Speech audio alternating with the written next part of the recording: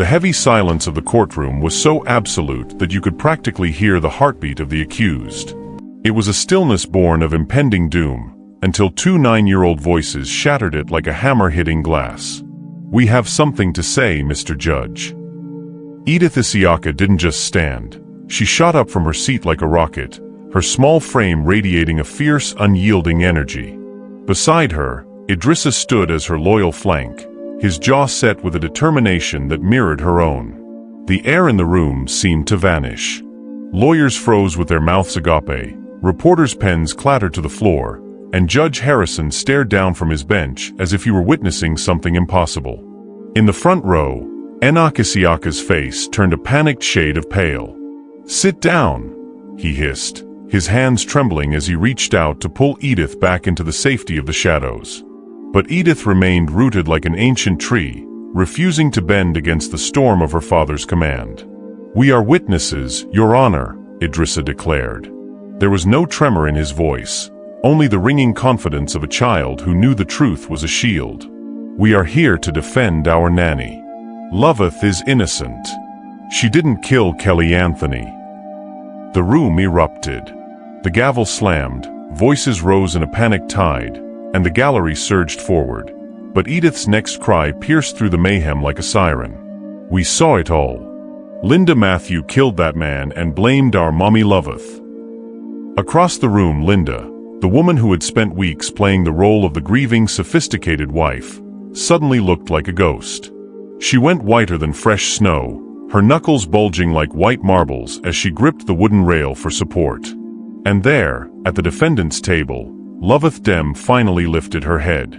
For the first time in months, the hollow exhaustion in her eyes was replaced by a spark of pure, radiant hope. In this video, you will learn why appearances can be deceptive, the power of a child's voice, the true meaning of motherhood, and why trust is the foundation of family. If you're just tuning into this channel, please subscribe, give this video a thumbs up, and don't forget to share with your friends and family, and tell us where you're watching from in the comments section. The heavy oak doors of the judge's chambers clicked shut, sealing out the roar of the press, but the air inside remained charged with an electric tension. Enoch Isiaka sat rigid, his heart hammering against his ribs like a trapped bird as he looked at his 9-year-old twins. Edith did not waver. She sat with her small hands folded in her lap, possessing a composure that made the adults in the room seem small. "It was a Tuesday night," she began, her voice steady and clear. She explained that while Enoch was away on business, she had stayed awake to write in her diary about how Linda Matthew was mistreating Loveth Dem whenever he wasn't looking, calling her names and treating her like the help. Enoch felt a sickening punch to his stomach, realizing he had been blind to the cruelty in his own home. Idrissa took up the story, describing how Edith had woken him after hearing footsteps sneaking toward the master bedroom. The twins had crept to the door and peered through the crack, watching a man named Kelly Anthony confront Linda. "He was angry," Idrissa whispered, his young voice carrying a weight no child should bear. They recounted the argument with chilling accuracy. Kelly had accused Linda of abandoning their 8-year relationship to marry a billionaire, while Linda desperately tried to shove him out, terrified of being caught. The twins described the final fatal moments with heartbreaking clarity. When Kelly grabbed Linda, declaring that if he couldn't have her, no one could, Linda didn't scream for help. Instead, she reached for the heavy crystal vase on the dresser and struck him. The sound of the impact was terrible, the twins whispered, and Kelly fell, never to move again. They had hidden in the shadows as Linda began the cold, calculated work of framing Loveth, knowing that the world would believe a polished socialite over a humble nanny. The silence that followed the twins' accusation was so complete it felt like the world had stopped spinning. The prosecutor, who moments before had been confidently presenting his case against Loveth Dem, looked like gravity itself had been cancelled. Judge Harrison did not hesitate. He cleared the courtroom and moved the proceedings into his private chambers to hear the full weight of the children's truth. As Edith and Idrissa spoke, the air in the room grew heavy with the scent of a crumbling lie. The investigation that followed moved faster than gossip in a small town. Computer experts worked around the clock to recover the security footage Linda Matthew thought she had erased forever. Fragments began to emerge, flickering images that showed Kelly Anthony entering the Isiaka mansion through a back door, a door he could only have accessed if Linda had let him in herself. Simultaneously, digital forensics unearthed a trail of desperation. Kelly's phone records revealed dozens of unanswered calls and increasingly frantic texts to Linda's private number. The evidence painted a picture as clear as a sunny day, revealing that Linda had been living a lie from the moment she met Enoch. She had used his wealth to escape her past, then used Loveth as a scapegoat when that past turned deadly. Back in the courtroom, Linda's perfectly manicured hands gripped the rail so tightly her knuckles looked like white marbles. Her composed mask, once elegant and sophisticated, finally cracked like an egg hitting pavement. When the judge read the mounting evidence of her conspiracy to frame an innocent woman, Linda's facade crumbled completely. She shrieked in denial, but her voice lacked its former power. Within days, she was forced to plead guilty to voluntary manslaughter and conspiracy. As the bailiff stepped forward, the metallic click of handcuffs echoed through the room, signaling the end of her dreams of luxury. Linda was led away to face 30 years in prison, leaving behind a family she had nearly destroyed. 3 days after the children's courtroom revelation, the gavel finally fell on the side of justice, but the silence that followed in the Isiaka mansion was more deafening than any sentence.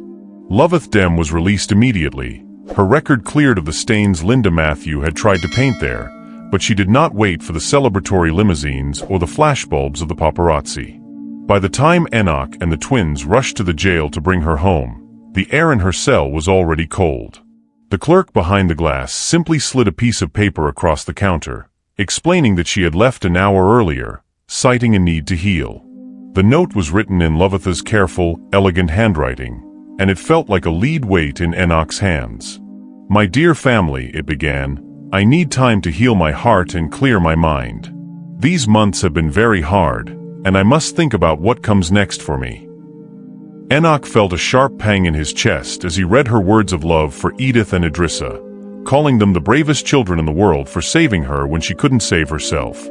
But the final lines were a dagger to his soul. "I don't know if I will come back.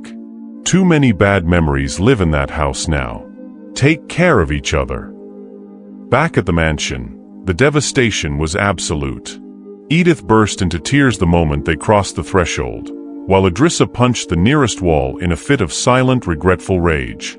The house, once filled with the warmth of Loveth's laughter and the aroma of her cooking, now felt like an empty showpiece. Enoch hired private investigators and followed every lead across the globe, but Loveth had vanished as completely as morning mist. He realized too late that while he had been looking for a wife who fit his billionaire status, he had let the woman who was already the heart of his home slip through his fingers because he had been too blind to trust her. 9 years before the chaos of the courtroom, the name Enoch Isiaka was synonymous with gold, but in a single week, his empire collapsed like a house of cards in a violent earthquake. The media, once his greatest ally, turned into a predator, branding the disaster the Isiaka downfall, as news of bankrupted companies and thousands of lost jobs flooded the airwaves. Enoch sat in his darkening office, watching his legacy dissolve, but the true devastation waited for him at home. His first wife, Ophir, did not offer comfort. Instead, she moved through their bedroom with a chilling surgical precision, packing her designer luggage. She had married a billionaire, a man who commanded boardrooms, and she had no interest in a man who was now a failure. "I'm not staying to watch you drag us all down with you," she declared, her voice devoid of the warmth a wife should have for the father of her children. At the time, Edith and Idrissa were only 3 months old, tiny and helpless in their nursery. Ophir walked past their cribs with a coldness that bordered on the inhuman, kissing them goodbye like they were distant acquaintances rather than her own flesh and blood before walking out of their lives forever. The divorce papers arrived in the same mail as the final bankruptcy notice, leaving Enoch drowning in a sea of debt and the impossible task of raising 2 infants alone. He found himself in a cramped, noisy apartment, a far cry from the mansions he once owned, surrounded by the constant crying of babies he didn't know how to soothe. He was broke, desperate, and hollow-eyed from sleep deprivation. Every nanny he tried to hire took one look at the chaos, the lack of money, and the mountain of laundry, and walked away. He was a man who had lost everything: his money, his pride, and the mother of his children, leaving him at the lowest point of his life, waiting for a miracle he didn't think would come. 9 years ago, before the glass towers and the billionaire status returned, Enoch Isiaka was a man drowning in the wreckage of a collapsed empire. The media had branded it the Isiaka downfall, a spectacular implosion that saw 1,000 jobs vanish and his bank accounts frozen. But the financial ruin was nothing compared to the betrayal at home. His wife, Ophir, had looked at their 3-month-old twins and decided she hadn't signed up for a life of struggle. "I married a billionaire, not a failure," she had spat, packing her designer luggage and walking out on her children as if they were distant acquaintances. Left alone in a cramped apartment with 2 screaming infants, Enoch was at his lowest point when he placed a desperate advertisement for a nanny who would work for almost nothing. Most applicants took one look at the hollow-eyed father and the chaos of the nursery and fled. Then came Loveth Dem. She was only 24, fresh from Nigeria with dreams far bigger than her bank account. While others saw a sinking ship, Loveth saw a family that needed a heart. "Mr. Enoch," she said softly, effortlessly rocking baby Edith into a peaceful sleep that had eluded the child for hours. "Children are like plants. Water them with attention, and they will grow. Money cannot buy this." Over the next 2 years, Loveth became the architect of their survival. She worked tireless hours for a pittance, stretching every cent while Enoch fought to rebuild his business from the ashes. She didn't just care for Edith and Idrissa, she loved them, shaped them, and became their entire world while their father was occupied with corporate warfare. As Enoch slowly climbed back toward his fortune, Loveth transitioned from a struggling helper to an indispensable manager, learning his every preference and turning a cold mansion into a warm, laughing home. She was the one who walked the floors at night and celebrated every first step, unaware that the man she was saving would one day forget that she was the soul of the family.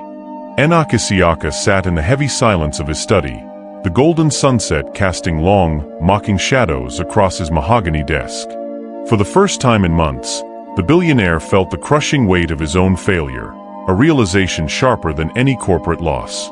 He had spent his life building empires from ruins, yet he had allowed his own home to be dismantled by a lie. He looked at a photograph of Loveth Dem, the woman who had arrived when he was a broken man drowning in the chaos of raising infant twins alone. Loveth had been his anchor, the one who worked for nearly nothing when he had nothing left to give, raising Edith and Idrissa with a heart that money could never buy. However, as his bank account grew, so did his vanity. Enoch realized with a sickening jolt that he had become a victim of his own success, trading substance for a polished facade. He had convinced himself that a man of his stature needed a wife like Linda Matthew, someone with a Harvard pedigree and a smile that could sell ice to penguins. He had viewed Loveth as just the help, an indispensable family manager who was perfect for the background but inappropriate for the charity galas and business dinners of his new life.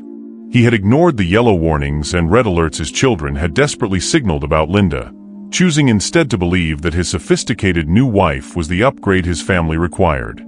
His blindness was a catastrophic failure of character. He had prioritized social appropriateness over the sacrificial love that had sustained his children through sleepless nights and scraped knees. By bringing Linda into their home, he hadn't just invited a murderer, he had betrayed the one person who had truly loved him when he was a failure.